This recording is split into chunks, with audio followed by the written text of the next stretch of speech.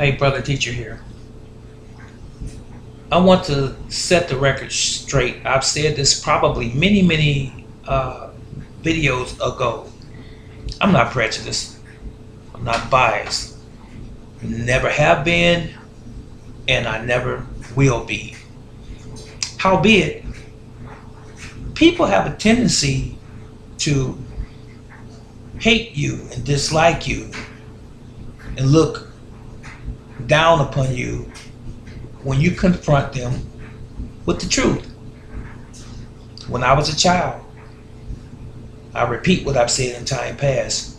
My mother told my brother and I always to tell her the truth. She said, tell me the truth even as if it hurts you.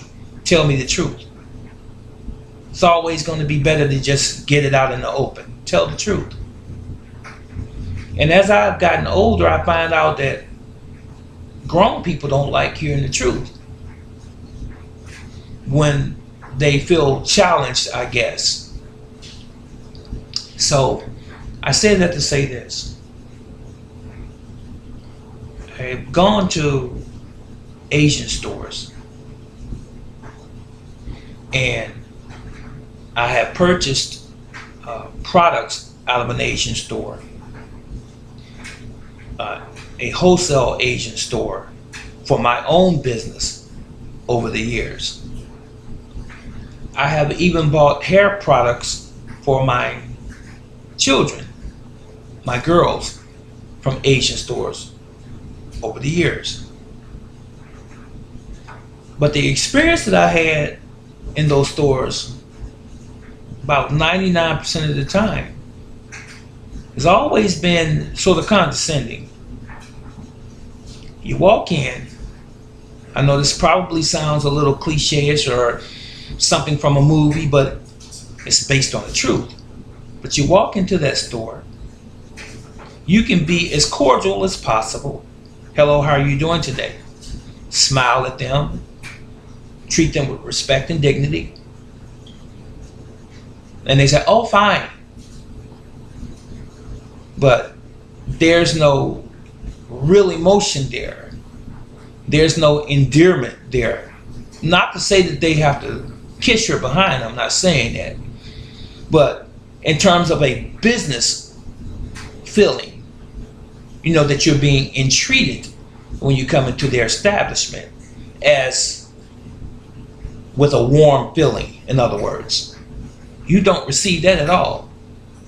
It's more like a factory or an assembly line. Get in and get your stuff and get out. We'll take your money. How can I help you? You ask, and this is me. I'm not speaking for anyone else, but this is me. And because I have some education and because I have a certain amount of respect and decorum, I look at them, and sometimes if it's a Korean store, I'll speak in their language. I say, yo, that's Korean. Chinese, ni hao. Japanese, ohayo gozaimasu. Konbanwa, konnichiwa. Just trying to break the ice walking into their establishment. But a lot of times they may not respond in their language because they don't want you knowing their language. And a lot of times they don't care if you do. You're not Asian. So they only really cater to their own. Let one of their own walk in the store, they begin to fluently speak in their own language. But that's that. But getting back to my original premise, I'm walking down the aisle. Now originally they're behind the counter somewhere, or they're stocking products somewhere. They'll walk down the aisle and they'll look at you if you're in the aisle too long. And every time you move about in the store, they're looking at you out of the corner of their eyes. My experience, okay?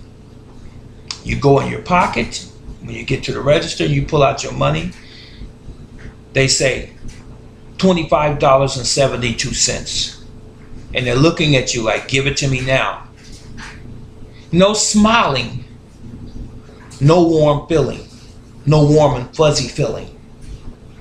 It's as if you were some kind of animal.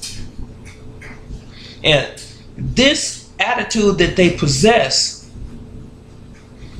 this feeling that they have, you wonder, where does this all come from?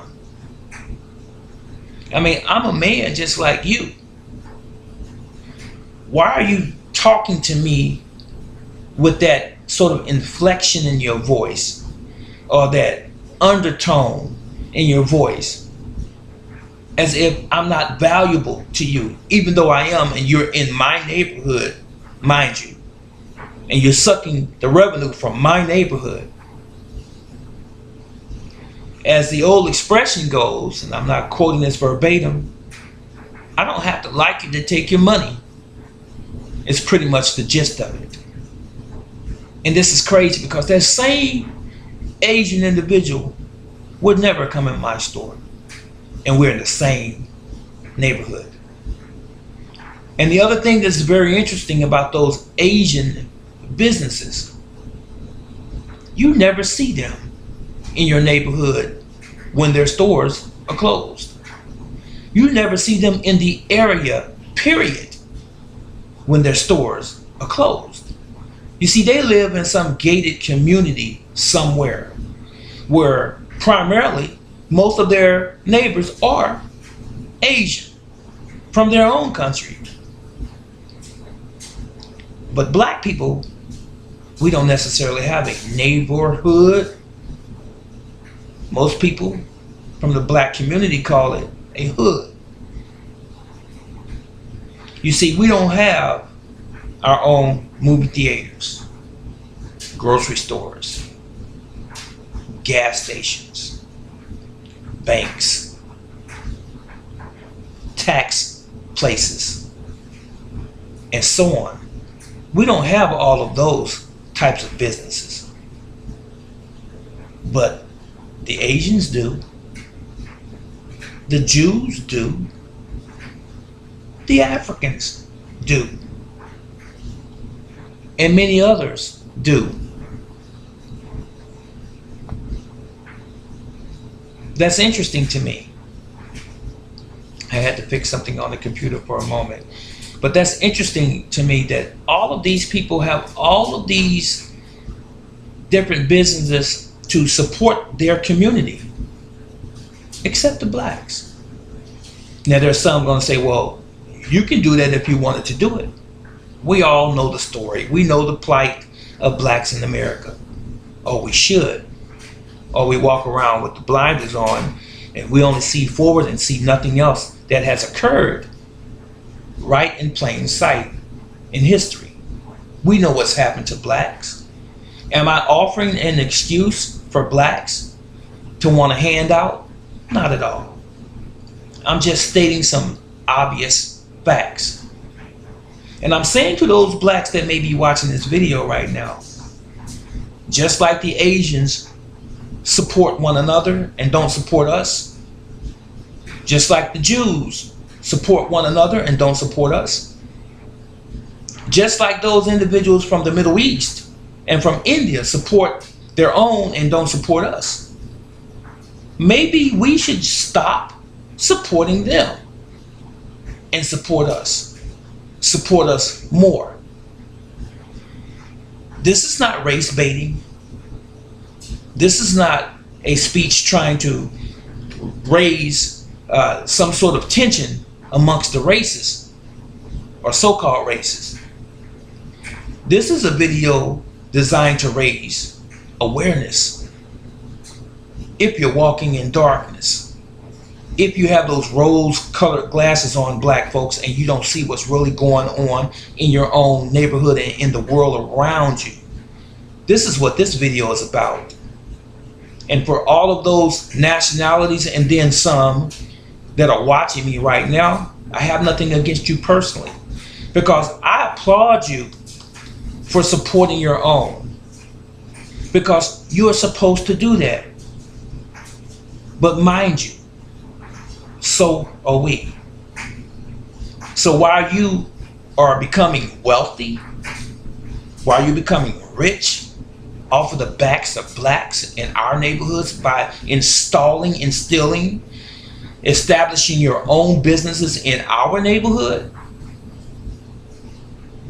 I wonder how it would feel if we did the same and didn't support you.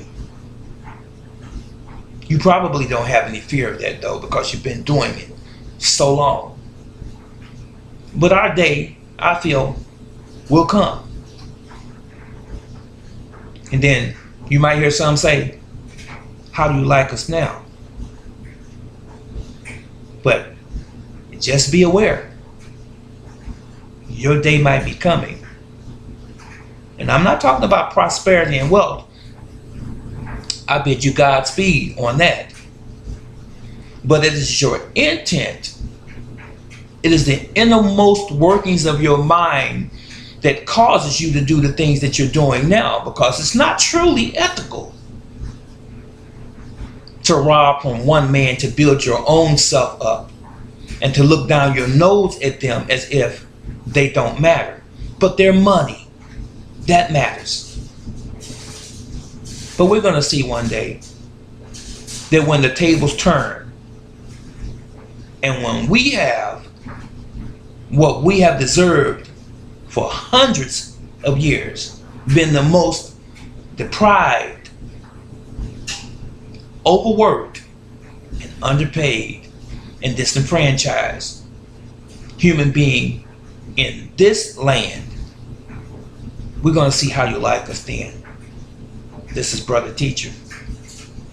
If you like this video, if you find it of any thought-provoking value, please share it. Okay? Leave your comments in the comment section below. And I'll see you in the next video. So long.